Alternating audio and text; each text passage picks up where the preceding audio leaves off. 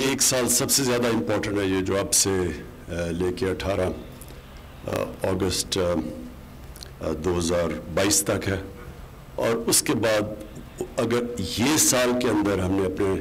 Targets کی طرف چلے گئے تو وہ آٹومیٹکلی وہ سال میں ہم اچیو کر جائیں گے جو آخری سال ہے۔ میں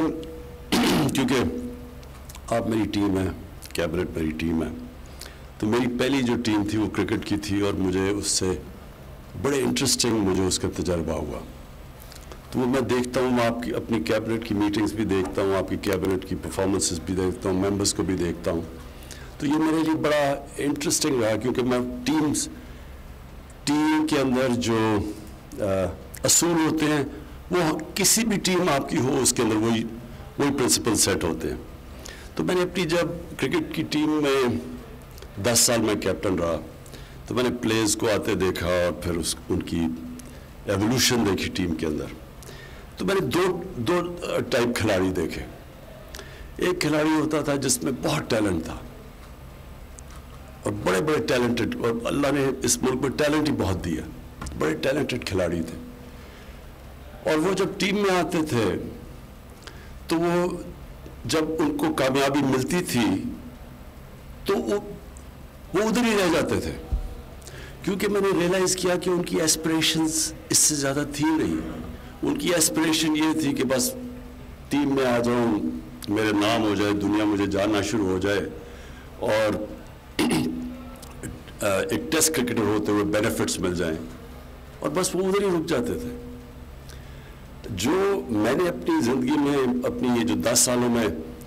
پلیئرز کو کامیاب ہوتے دیکھا اور پرفارم کرتے دیکھا، وہ ہمیشہ وہ کھلاڑی تھے جن میں ٹیلنٹ بھی اتنا زیادہ نہیں ہوتا تھا، لیکن ان کی ایسپریشنز بہت زیادہ ہوتی تھی، وہ اپنے آپ کو پش کرتے تھے، وہ کانسٹنٹلی انوویٹ کر رہے ہوتے تھے، یعنی نئی چیزیں سوچ رہے ہوتے تھے، اور ہمیشہ وہ کھلاڑی آگے نکل جاتے تھے، اور ٹیم وہ کامیاب ہوتی تھی جو سارا وقت اپنی ایویلویشن کرتی تھی۔ جو اچھی ٹیمیں ہوتی تھیں وہ جب وہ ہارتی تھی تو وہ اپنی انالیسس کرتی تھی، جو گریٹ ٹیمز ہوتی تھیں وہ جیت کے اپنی ایویلویشن کرتی تھی، یعنی جو کانسٹنٹ انالیسس ہوتا ہے انسان کے یا ٹیم کے یا ملک کے یا ادارے کے، اس کی کامیابی کا راز ہی یہ ہوتا ہے کہ آپ اپنی جو انالیسس ہے، جو اپنا تجزیہ کریں، وہ باقیوں سے بہتر کریں۔ جو تعلیم ہے، جو یونیورسٹی ایجوکیشن ہے، وہ سب سے زیادہ سکھاتی کیا ہے؟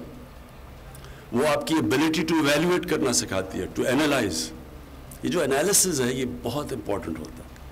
یہ جو آج ٹارگٹس آپ نے خود ہی طے کیے اور جن کی ہم ایویلویشن کریں گے، جو منسٹرز ہیں جنہوں نے جو انشاءاللہ بڑا اپنا نام بنائیں گے، وہ اپنے ٹارگٹس کو ایکسیڈ کریں گے، اور یہ اپنی ٹیم کے لیے ایک اور میں چیز کہنا چاہتا ہوں کہ دیکھیں، ہم ریئلائز نہیں کرتے کہ اللہ نے ہمیں کتنا پوٹینشیل دیا۔ اب میں اپنی بیوروکریٹس کی ٹیم کو بھی کہہ رہا ہوں، اور اپنی جو کیبنٹ ممبرز ہیں ان کو بھی کہہ رہا ہوں، انسان ہمیشہ اپنے آپ کو انڈر ایسٹیمیٹ کرتا ہے۔ اللہ نے جب اشرف المخلوقات انسان کو دیا اور فرشتوں کو کہا کہ اس کے سامنے جھکو، یہ بڑی امپورٹنٹ چیز سمجھنے کی ہے کہ فرشتوں نے جب شیطان کو، اس کا تو یہی جرم تھا نا، اس نے کہا کہ میں تو آگ کا بنا ہوں، میں اس کے مٹی کے سامنے کیوں جھکوں؟ تو اللہ نے کہا تمہیں بھی نہیں پتا کہ میں نے اس کو کتنی صلاحیت دی ہے، کتنی نالج دی ہے۔ ہمیں خود ہی نہیں پتا ہوتا، ہم اپنے آپ کو انڈر ایسٹیمیٹ کرتے ہیں، ہم اپنے ٹارگٹس ہی بڑے لو سیٹ کرتے ہیں، اور پھر جب مشکل وقت آتی ہے ہم ہار جلدی مان جاتے ہیں، ہم ہار مان جاتے ہیں کہ جی ہو ہی نہیں سکتا۔ تو جو میری زندگی کا تجربہ ہے، اور وہ کرکٹ سے شروع ہوا، کہ جب تک آپ ہار نہیں مانتے، ہار آپ کو ہرا نہیں سکتی۔ جب میں نے جو میرا کرکٹ کا تجربہ تھا وہ میں نے شوکت خانم ہاسپٹل میں، مجھے اس کا بہت فائدہ ہوا۔ یا ڈاکٹر فیصل سلطان ہے جو شروع سے میرے ساتھ تھے، اور رزاق داؤد اور یہ شوکت ترین یہ بورڈ میں تھے شوکت خانم کے. یہ میرے خیال میں شوکت اور رضا کو دونوں اس بورڈ میٹنگ میں تھے. ہم نے جب سارے لاہور کے ٹاپ ڈاکٹرز کو بلایا کہ 3 سال ہم کوشش کرتے رہے, میں کوشش کرتا رہا, سمجھ ہی نہ آئے کہ ہم شروع کدھر سے کریں کینسر ہاسپٹل بنانا. تو ہم نے لاہور کے ٹاپ ڈاکٹرز کو بٹھایا, ان سے ہم نے ڈسکشن کی, بتایا کہ یہ میرا ویژن ہے, یہ میں ہاسپٹل بنانا چاہتا ہوں, کینسر کا ہاسپٹل, اور غریبوں کے لیے مفت علاج کرنا چاہتا ہوں. تو مجھے ابھی بھی یاد ہے وہ 20 ڈاکٹرز تھے, 19 نے کہا کہ نہیں بن سکتا. مجھے ابھی بھی یاد ہے رزاق کی شکل کے اوپر کیا ہوا اور شوکت ترین کے اوپر کیا گزری, جب 19 نے کہا نہیں بن سکتا. ایک نے کہا کہ بن جائے گا لیکن آپ غریبوں کا کینسر کا مفت علاج نہیں کر سکتے. اور پہلی بورڈ میٹنگ ہوئی, وہ بھی یہ دونوں کو پتا ہوگا,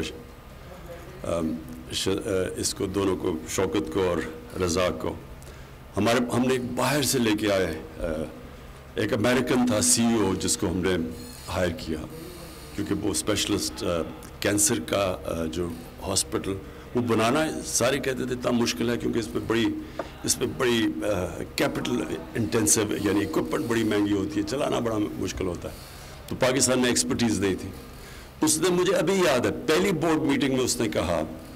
کہ اگر آپ نے 5% سے زیادہ مریضوں کا مفت علاج کرنے کی کوشش کی, یہ ہاسپٹل 3 مہینے میں بند ہو جائے گا. تو وہ چلا گیا 3 مہینے کے بعد, اور ہاسپٹل آج دنیا کے اندر, یہ میں آپ کو بتانا چاہتا ہوں کہ اس کی کوئی مثال نہیں ہے, کہ جو 70 کروڑ میں ہاسپٹل بنا تھا, 70 کروڑ میں بنا تھا وہ ہاسپٹل, آج ہم 9 ارب روپیہ صرف ہر سال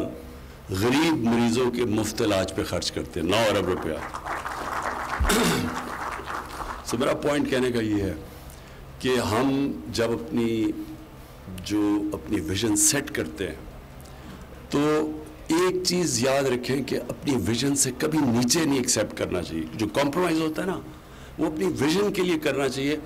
ویژن پہ کبھی کمپرومائز نہ کریں, اور پھر اس ویژن کو اس کو اپ گریڈ کریں, اس سے نیچے کبھی نہ آئیں. کبھی اپنا ٹارگیٹ ایک دفعہ سیٹ کر دیا, اس سے نیچے نہ آئیں, فیصلہ کر لیں کہ میں نے یہی کرنا ہے. سبسکرائب کریں اور بیل دبائیں تاکہ کوئی خبر رہ نہ جائے.